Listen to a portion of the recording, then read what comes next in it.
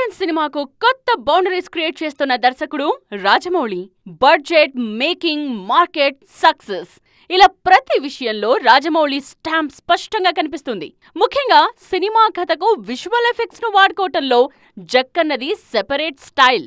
ఈగను main character గా చూపించిన, తారక్ పులి మధ్య యాక్షన్ సీన్ ప్లాన్ చేసినా అది జక్కన్నకి చెల్లింది.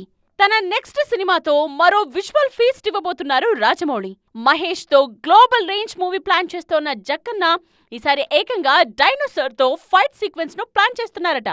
ఫ్యాంటసీ యాక్షన్ డ్రామా కాబట్టి కాస్త సినిమాటిక్ లిబర్టీ తీసుకుని నెక్స్ట్ రేంజ్ లో విజువల్ ఎఫెక్ట్స్ ను వాడుతున్నారు.